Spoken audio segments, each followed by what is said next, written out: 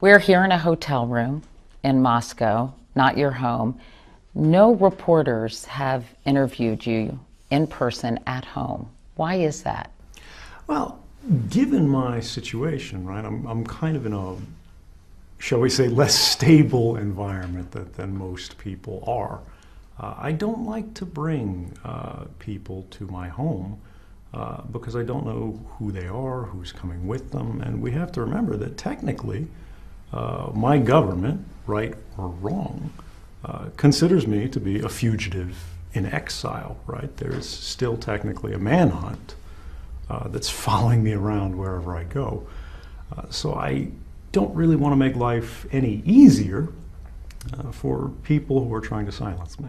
Do you think U.S. officials know where you live? Know where you are? I think they have a general idea at this point. You know, after 3 years, if they can't figure it out, they're probably not doing their job very well. But I don't think they know specifically where I am. I'm pretty careful. Do you but move I could around? be wrong. Do you move around from apartment to apartment, or do No, you stay no, in I'm one not place? like on the Underground Railroad or anything like that. I just try to live a careful and quiet, kind of humble life. And I don't want to be uprooted by publicity and reporters outside my home. Definitely not agents outside my home. Do you live in Russian government housing? No. How do you afford your rent? I speak a number of different places. I've been incredibly fortunate to enjoy as much support as I have. When I came forward, I expected to be entirely alone. I didn't really have a plan for the day after. My only focus was working with the journalists to get the truth of what was going on in violation of the law back into public hands. So I've really had to sort of build the airplane as it's falling, but we've reached a point where actually we're flying. Can you walk around freely the streets of Moscow and not be recognized? I walked here. Are you ever recognized? I am sometimes. You know, it's funny actually. If I walk out on the street, people have no idea who I am. If I walk into a computer store, everyone in the store will immediately recognize me. I think it's one of those things like the way your brain catches on to the associations. It's been more than 3 years since you arrived here in Moscow. If you could use one word to describe those 3 years, what would it be? Surprising.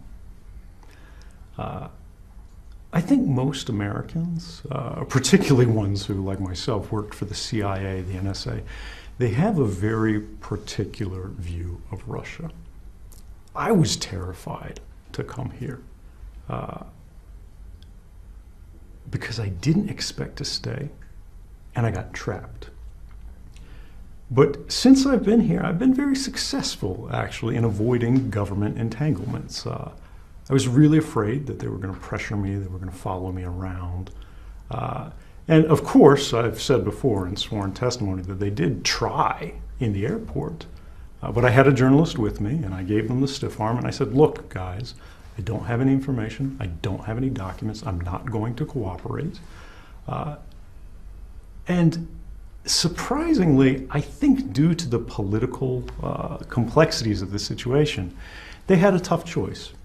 They went, we can either try to lean on this guy, right? Or we can leave him alone, and for once, maybe Russia will get some good PR out of this. Now, I think the most surprising part of this is not the fact that the government has left me alone for the most part, but the fact that Russia is not this disastrous and sad place. They have very troubled politics, as many countries do. And there are a lot of reforms that I feel, as an American, desperately need to be made. But it's a beautiful country. And the regular people who are going about their lives every day want the same things that we as Americans do. And it seems like that should be obvious, but for me, and I think many others, it really wasn't. A lot has changed since you've been here, and as you know, we have a new president-elect. What do you think of Donald Trump? I try not to. But I think we all have to. This really feels like a year in which everybody was wrong about everything. So many people had predictions, so many people had ideas, and I think most Americans, whether they worked in the press, whether they were ordinary people, simply could not imagine we would be where we are today. And yet here we are. Now, the reason I say I try not to think about Donald Trump is that we shouldn't be focusing on people. We should be focusing on the directions, the impacts, the policies that this will lead to. Presidents come and go, policies stay. The executive director of Human Rights Watch, Ken Roth, said just a few days ago that he thinks we're seeing the rise of a new kind of leader in different countries around the world, a more authoritarian leader who sees rights not necessarily as a good thing, but as a barrier to implementing the will of the majority. But from my perspective, and I believe this is a fundamentally American idea, this is what rights are for. Rights are the only thing that stands between decades and centuries of democratic progress and one election that changes everything and leads to, rather than an enlightened society, a tyranny of the majority. Now, that's not to say what's coming, but when we have all three branches of government suddenly captured and controlled by a single party, that is a moment of systemic risk. And we need to think about what that means could be coming, what the risks are, and what we can do as citizens, how we can be more active in ensuring the country that we've built over so many years continues to be built in the right way. I think tomorrow is very uncertain right now. But we shouldn't be afraid of that. We should recognize that. We should prepare for that. Don't be afraid, be ready. What worries you the most about a Trump presidency? The main things that I would be concerned about are policies that aren't pursuing a positive vision. They're not thinking about what America is really about and how to improve it, but how to retaliate against a small group, a vulnerable population, a particular class. To me, these don't seem like particularly American directions to be heading. Now, this is not to say that I don't want this president or any other president to be successful. In fact, I want every president to be successful in building a better America. But we need to make sure that that's what's happening. And we can't trust that that will happen. We can't wait for somebody to do that. If we want to be in a better America, we have to do it ourselves. Right before the election, you tweeted, quote, "There may never be a safer election in which to vote for a third option." Yeah. Any regrets about that tweet? You know, this is one of those things where I said, everybody's been wrong. I was referencing the New York Times front page when I made that tweet, where they said Hillary Clinton had a 93% chance of winning the election. And I believed the statistics. I was certain she had this in the bag. And because of that, it seemed like everything was open, the possibilities that were there. The election wasn't even really an election. I was wrong. Do I regret that? I don't think I regret trusting the statistics were right. Because I think, particularly when we're focused on scientific methods of polling, we need to be able to recognize that experts have information, they're using methods, and this should be reliable. We should take this into account. Before the election, as you know, the DNC and the Clinton campaign were both hacked. U.S. intelligence officials, including the head of Homeland Security, have said they believe only Russia's senior-most officials could have authorized those hacks. Do you think Russia was behind those hacks? I don't know. But as somebody who worked in intelligence, I certainly think it's possible. They definitely have the capabilities. And there is, I think, a broad consensus among U.S. intelligence officials, at least as has been sort of promoted in the news, that Russia did have some responsibility behind this. But what bothers me about this kind of conversation is that the last time there was a significant hack that affected the United States that we believed had an association to a nation state, it was the Sony hack, which we said North Korea was behind. The FBI immediately released evidence that they believed proved that they were behind that attack. We haven't seen that here. And I think if we're going to have this conversation, it should be evidence-based. Other than the fact that they've said complimentary things about each other, why do you think Vladimir Putin would want Donald Trump to be president? Or did he simply abhor the possibility of Hillary Clinton in that role? I think it came down to the idea generally, right or wrong, that Hillary Clinton had a very clear set of policies that Russians would consider to be anti-Russian. Donald Trump's policies, no one has any idea what they are. No one has any idea what they mean. Even for him himself, it seems, they change quite frequently, sometimes within the space of weeks, sometimes within the space of days. And they may have preferred uncertainty to certainty. The DNC and the Clinton campaign emails were obtained by WikiLeaks. I'm just curious, how do you feel about Julian Assange and his wholesale dumping of these emails?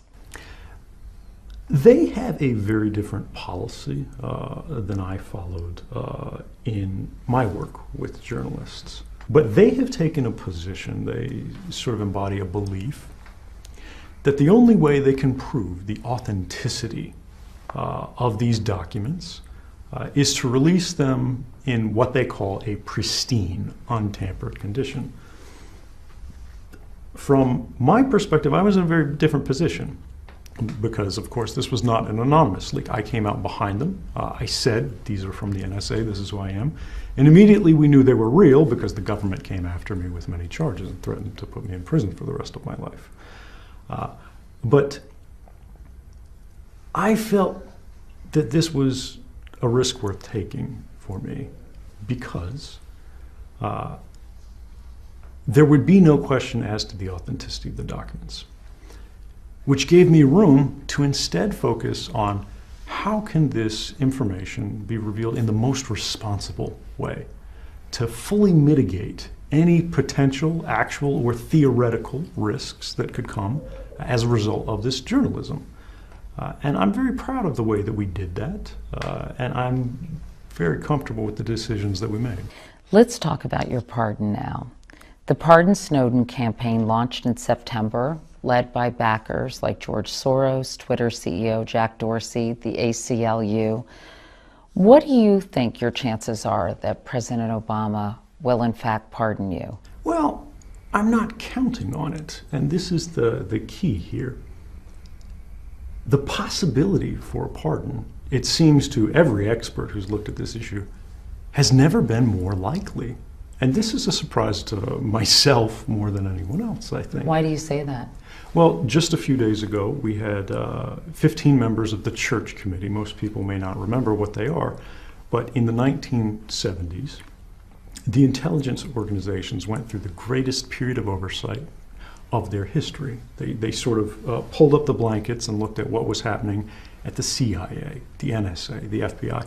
They were writing letters to Dr. Martin Luther King Jr., saying that they had tapes of what he had done in hotel rooms, and if he didn't commit suicide, they were going to release them and destroy his reputation. They were secretly administering psychedelic drugs to college students to see the impacts they would have. They were engaging in assassination operations that were contrary to both American and international law. All kinds of crazy things. These individuals who are experts in what's going on in intelligence at the classified level, who worked for the government, right? These aren't sort of hippie reformers or anything like that. They argued that President Obama should seriously consider leniency in this case. They said that this case has caused far more benefits to American society, which I think is uncontroversial at this point, than any claimed harms for which we've never seen evidence. If you had 1 minute to make your case face to face to President Obama, what would you say to convince him to pardon you? I wouldn't. I would respectfully say to the president, I understand you have an incredibly difficult job. No one wants to be a whistleblower. This is something that's hard to do. It's hard enough to stand up to a bully in your life, to your boss in the office, much less the combined might of the National Security Agency, the FBI, and the apparatus of government. Nobody's going to volunteer for that.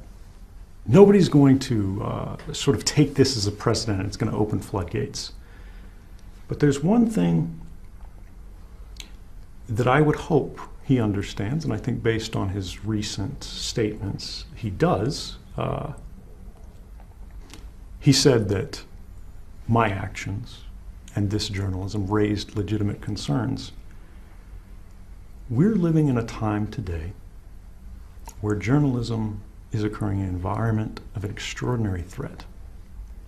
And as official sources of information for the American citizen, the American voter, begin to dry up,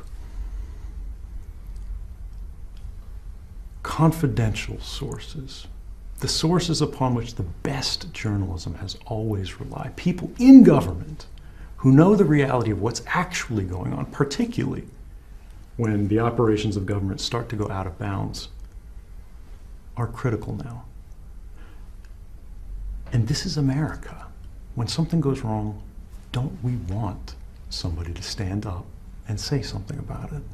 Are you saying it's particularly important in a Trump administration or in a Republican-controlled Washington? I don't think it's about party. I don't think it's about person. I do think the incoming president has definitely said he plans to break some furniture, right? He would be the last to deny this. And that means we need to be careful. That means we need to prepare. Donald Trump tweeted about you in 2014, writing, "Snowden is a traitor. When our country was great, do you know what we did to traitors?" Meanwhile, his pick for CIA director, Kansas Congressman Mike Pompeo, has called you a liar and a criminal, and in at least one interview also called for your execution. What's your reaction? I wonder when it is that he thinks America was great. Because if you remember what we did to traitors in 1776 and afterwards, we made them president. We're a country that was born from an act of treason against a government that had run out of control. Now, this is not to say that breaking the rules is something that should happen all the time, but we should always make a distinction that right and wrong is a very different standard than legal and illegal. The law is no substitute for morality, here or then. Are you saying what you did was right? I think, yeah. Or legal, or both? I would not have done it if I didn't believe it was right. But you would acknowledge it was illegal? I definitely would say it's pretty sketchy there. But look, every act of progression in our nation's history has involved tension with law. Whether it was the abolition of slavery, whether it was the enfranchisement of women, whether it was the birth of our nation, laws were broken, and that's because the laws were wrong. There is a lot of talk out there, including among top-ranking intelligence officials, that Vladimir Putin may hand you over to the United States as a goodwill gesture to the Trump administration. How concerned / nervous are you about that possibility? I'm actually kind of encouraged. Encouraged? For completely different reasons. It wasn't so many years ago that people were saying, this guy's a Russian spy. But countries don't give up their spies. And if my recent criticism of the Russian government's internet policies, criticisms of their human rights records, have been so severe that even my greatest critics in the intelligence community are now saying, oh yeah, he's a liability, they want to get him out of there, that's a vindication. A vindication of what? The fact that I'm independent, the fact that I have always worked on behalf of the United States, and the fact that Russia doesn't own me. In fact, the Russian government may see me as sort of a liability. So you wouldn't mind if Putin said, extradited you and said, here you go, President Trump? Well, who wouldn't? I mean, that would obviously be something that would bother me. That would obviously be something that would be a threat to my liberty and to my life. But what I'm saying here is that you can't have it both ways. You can't say this guy is a bad guy who's like a Russian tool or something like that. At the same time, you say he's going to be traded away. What I'm proud of is the fact that every decision that I made, I can defend. Another option for you is a plea deal. What can you tell us about the ongoing conversations between your legal team and the Justice Department?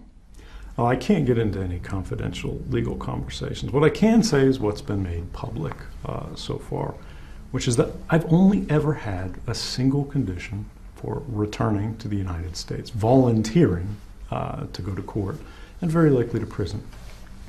And that's that the government guarantee a fair trial, an open trial, where they don't try to control what I can say and what the jury can hear. They've never agreed to this, and in fact, even though we've made that our grounds, they've responded with only a single promise, and that's they say, we won't torture you. You don't believe you'll be able to get a fair trial in the United States? It's not possible to get a fair trial under the laws with which I've been charged. The Espionage Act of 1917 you're referring to. That's correct. This is a law which prohibits an individual who's charged with this crime from telling the jury why it is that they did what they did. This is fundamentally against the idea of a fair trial. If you can't explain yourself to the jury, why have a trial at all? How much prison time would you be willing to serve? I don't put a number on it. Instead, I look at it from a very different perspective.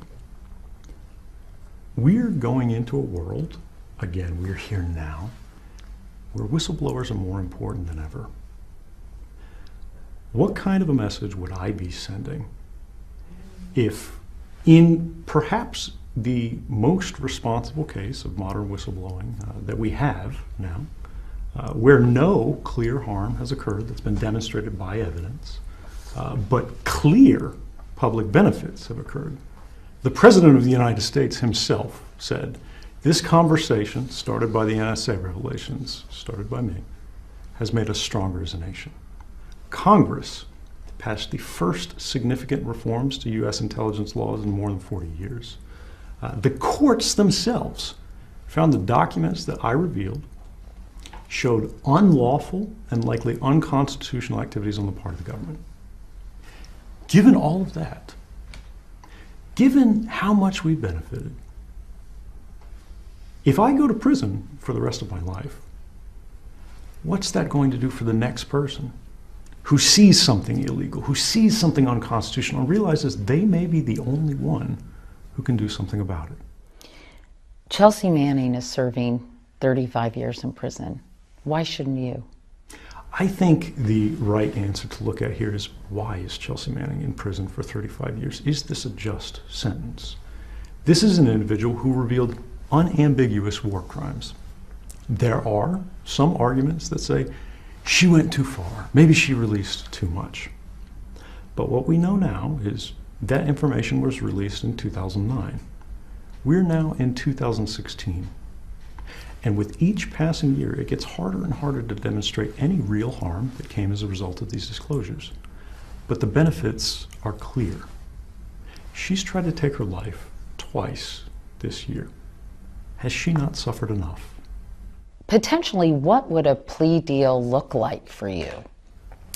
You know, I'm not actually sure because I'm not a lawyer. But the idea here is, When most people who are involved in government or the intelligence community are involved in some sort of case where the government goes, this person was acting in good faith, they were trying to do right by the American people, but they did break the law, no charges are ever brought, or they're brought very minimally.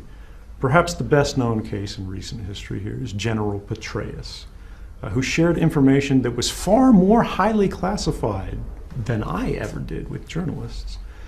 And he shared this information not with the public for their benefit, but with his biographer and lover for personal benefit. Conversations that had detailed information about military special access programs that's classified above top secret, conversations with the president and so on. When the government came after him, they charged him with a misdemeanor. He never spent a single day in jail, despite the type of classified information he exposed. When we had the most senior intelligence official in the United States, General James Clapper, who lied to the American people and all of Congress on camera, under oath, in the Senate, in a famous exchange with Ron Wyden. Does the NSA collect any type of data at all on millions or hundreds of millions of Americans? No, sir. It does not. Not wittingly. There are cases where they could inadvertently, perhaps, collect, but not wittingly. He wasn't even charged. But giving false testimony to Congress under oath, as he did, is a felony. It's typically punished by 3 to 5 years in prison. Are you suggesting there's a double standard between high-ranking officials and lower-level employees such as yourself? I'm not sure I'm suggesting it. I think everyone's aware of it. We have a two-tiered system of justice in the United States, where people who are either well-connected to government or they have access to an incredible amount of resources get very light punishments. The House Permanent Select Committee on Intelligence conducted an exhaustive 2-year investigation into your actions. In a letter to President Obama, the committee wrote, quote, "He's not a patriot, he's not a whistleblower, he's a criminal." What's your reaction to that characterization? I would say it's funny how quickly the president himself distanced himself from this report in his recent remarks by saying that Mr. Snowden raised legitimate concerns. But in direct response to this report, I won't actually say anything. Instead, I'll use the words of 3-time Pulitzer Prize-winning journalist, one of the most respected in the United States, Barton Gellman of The Washington Post, who has seen the material that I turned over and knows that, in fact, that was not true. He found that 4 out of the 6 claims that the Intelligence Committee made in this report were verifiably false. He had the evidence to show this. The 5th one was specious at best. And the 6th was that I faked a sick day when I was trying to get out to meet with journalists, which, let's be real, I am completely and totally guilty of. He said the report was not only inaccurate, not only incurious, but trifling. Admiral Mike Rogers, the director of the NSA, told Yahoo News this year that your disclosures accelerated a move by terrorists to encrypted communications and made it easier for them to plan attacks like the one in Paris without being detected. He said, quote, "No one should doubt for 1 minute there has been an impact because of your disclosures." It's funny that he says that because he's also said on the record to journalists that when he looks around, the sky is not falling. The NSA's operations have not been significantly hindered, and they're still very much in business. Moreover, we know for a fact at this point that the Paris attackers were not using encrypted communications, and in fact were using simple burner phones of the type that drug dealers were using back in the 1990s. Even if there is not any specific concrete evidence that your actions aided terrorists, there's also no specific concrete evidence that they didn't. And even Barton Gellman, the reporter you just mentioned, one of the journalists with whom you shared classified documents, said, quote, "I do not share the view of some of his fans that he did no damage at all. Can you at least acknowledge that damage might have been done as a result of your disclosures? I don't agree with him in that regard. What I will say is this. Whenever we're talking about damage without evidence, this is an intentional effort to change the conversation from the concrete harms of these programs that violated the rights of every man, woman, and child in the United States and people around the world, and instead talk about the theoretical risks of journalism. What Barton Gellman was acknowledging there was that yes, it's possible that officials could have been embarrassed by this. Reputations could have been damaged by this. And the intelligence community considers this to be a matter of national security. But I would argue there's more to national security than reputation. But aren't we talking, in fairness, more than simply reputations or being embarrassed? Virtually every U.S. security official, current and former, agrees that these disclosures made it more difficult to track the movements of organizations like ISIS and other terrorist groups.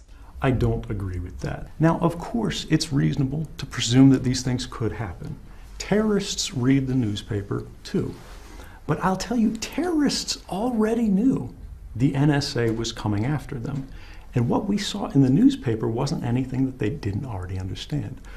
What was revealed in the newspaper was only a surprise to Americans and ordinary citizens. How many documents were provided to journalists?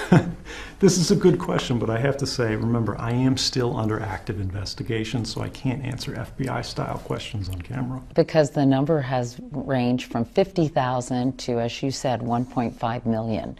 You can't give us any idea? What I can tell you is the journalists, and there are several of them, have consistently said the government's numbers are ludicrous overestimates.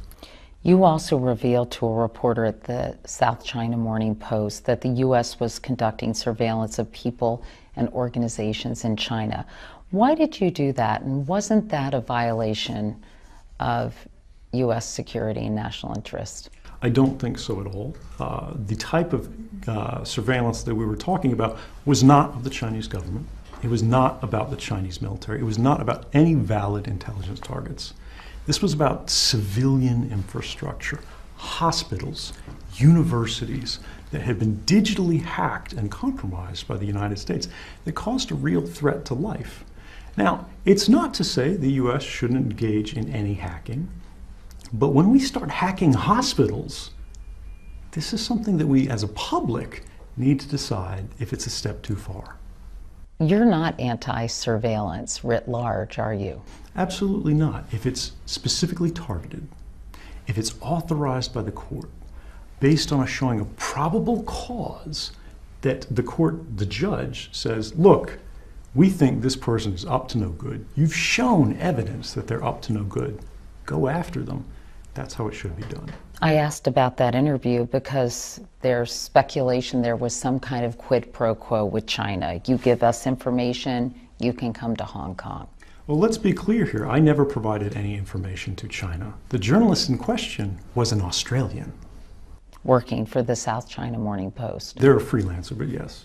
So working for a publication in China. Oh, I knew them as an Australian journalist. I didn't know their outlet. So you didn't even know that it was going to be in a newspaper in China? I knew it would be in a newspaper. I didn't know what newspaper. This was not my concern. What about this notion of a quid pro quo, that people think there was some kind of under-the-table deal? Well, it's clear that's not the case, because if it had, I would have stayed in Hong Kong.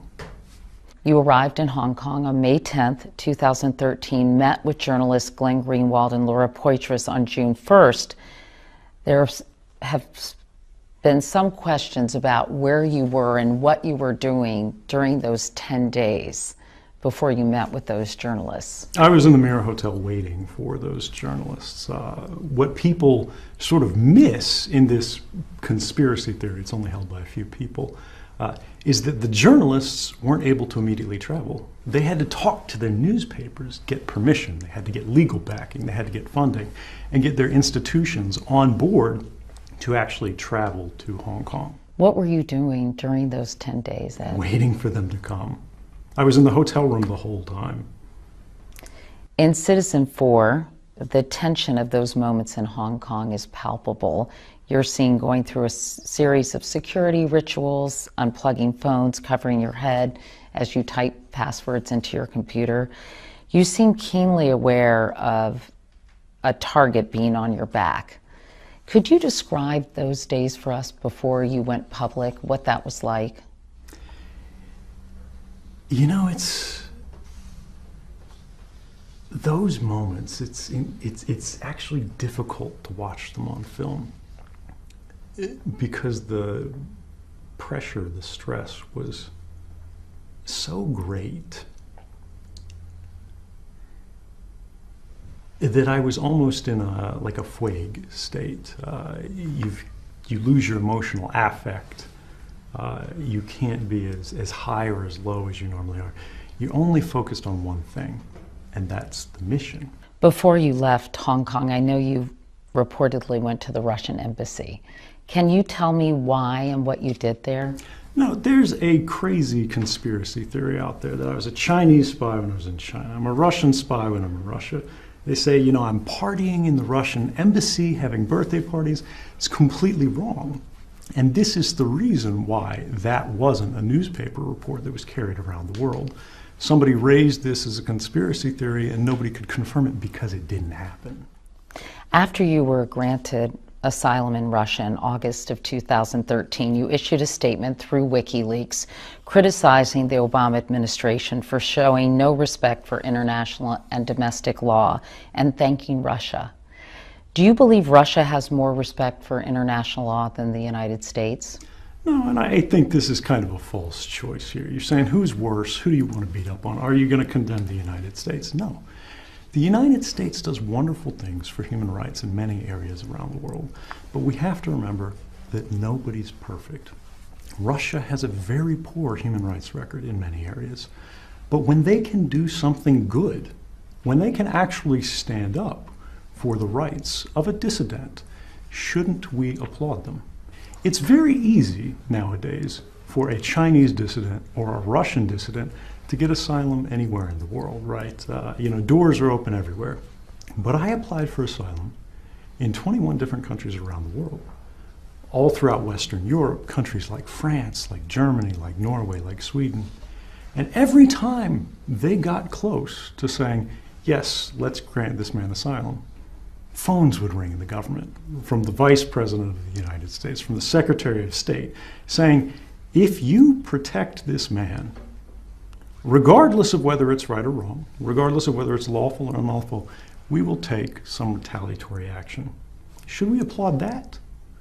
That doesn't mean the United States is some human rights monster, but we should recognize on a case-by-case basis that sometimes we can do right and sometimes we can do wrong. Can you see the irony in you, the poster child for civil liberties and privacy, finding sanctuary in a place that has little respect for either? Absolutely, but let's again look at this. I have been a tireless advocate for the expansion of Russian internet freedom since I've been in Russia. Russia recently passed what's called the Yarovaya law. Colloquially, it's called the Big Brother law. That's an internet surveillance law. I said on passage, it was a dark day for all Russians. It was taking money from the average Russian citizen. It was narrowing the scope of their rights. This is a wound on Russian society. And believe me, that's unlikely to win me any friends in Russian government. But it's something that needs to be said. I know that you have said you did not provide any documents or share any intelligence with the Russian government, but I want to ask you about something that was published last June where a member of Russia's parliament publicly conceded that you did in fact share intelligence with the Russian government. What did you make of that? I'm really glad you asked that because this is a broadly misreported point. This individual didn't actually say that. It's a mistranslation based on an NPR report where this individual in Russian said, let's be frank, I think. They were speculating that Russia's services would of course approach me and that I would share information with them. It didn't happen. I've never shared information with Russia's intelligence services. Let me ask you about Vladimir Putin. Have you ever met him? I have not met Vladimir Putin. This is kind of a surprising thing. I mean, in the United States, the number of people who meet the president is pretty limited. He's a busy guy. He's got a lot going on.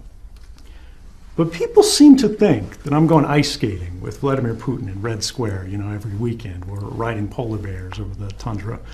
Yeah, no, I've never met the Russian president. I have no intention to. Do you have to be careful what you say about him, given that this country has provided you sanctuary? I don't know if I am supposed to. I haven't done a very good job. You have been critical of him, haven't you? I have. And you feel comfortable doing so?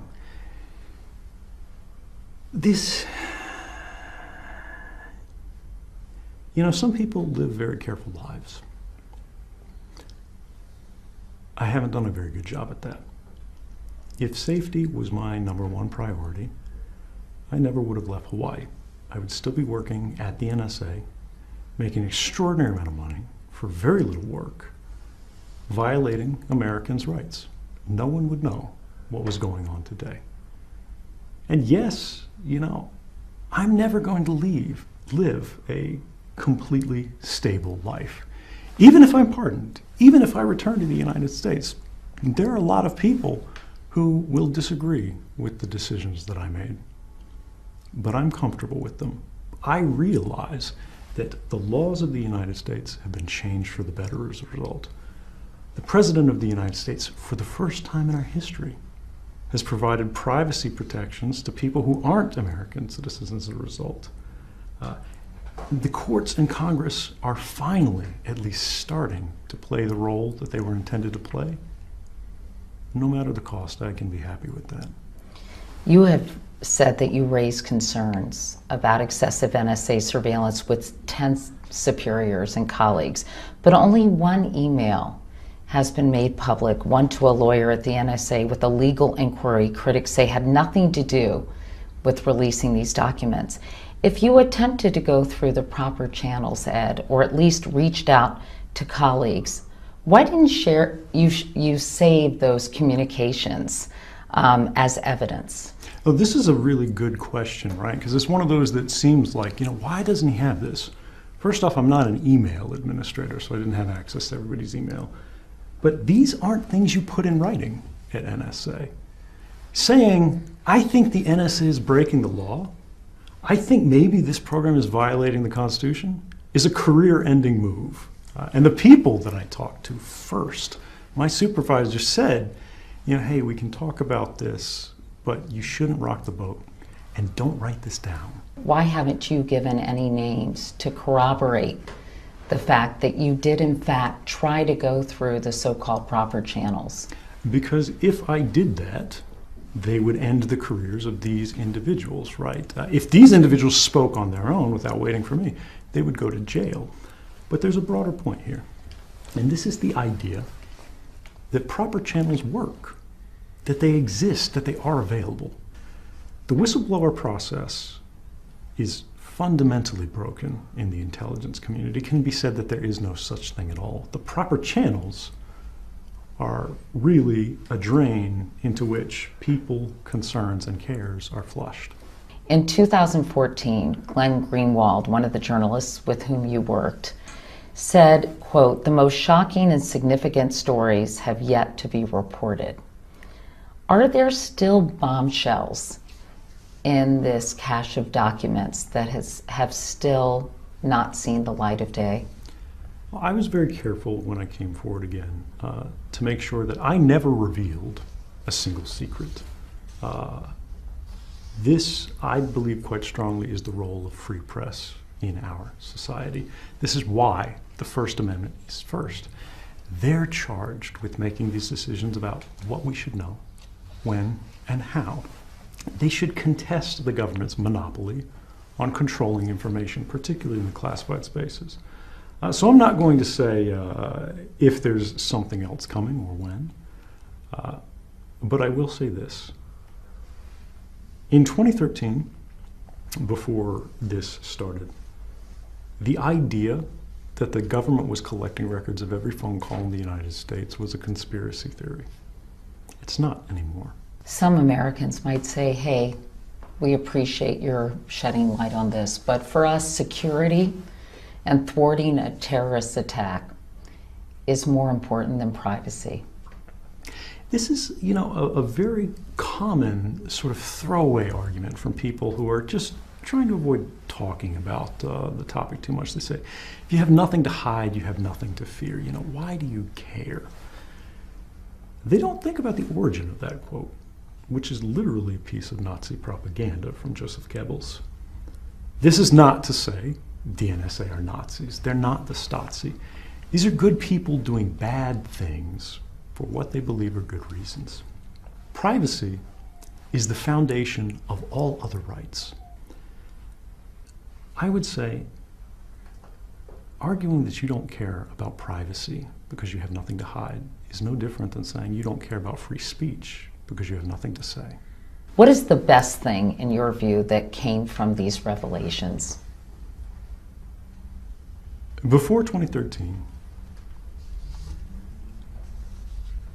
I think Americans all felt something was changing, but they couldn't quite put their finger on it when it came to policy, particularly this idea of counterterrorism. We heard terrorism, we're trying to keep you safe over and over again.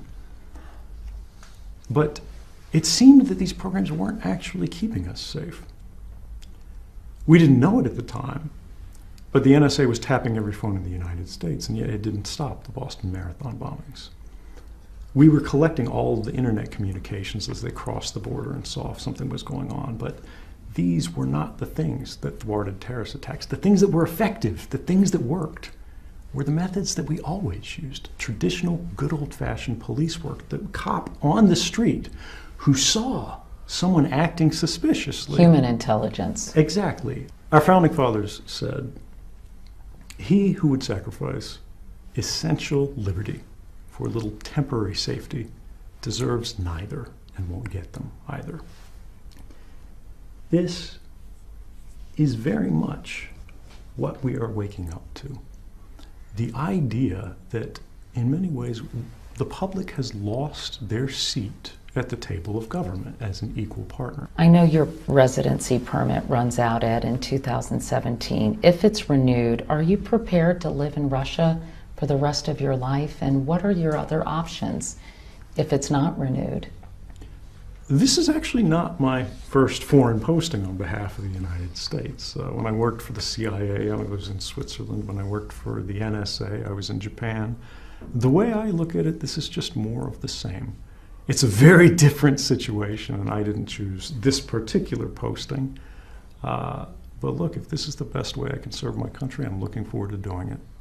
Lindsay Mills, your girlfriend, moved here in 2014. How is she adjusting to her life here in Russia? It's surprising how adaptable people are. It's not easy living in exile for anyone. It's not the place where you belong. It's not a language that you studied in advance. It's tough to figure out how to make a new life.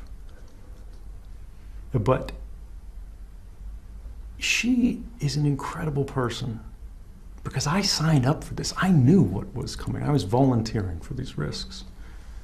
I couldn't tell her in advance because if I did, the FBI would treat her as an accomplice. They would try to put her in prison instead of me.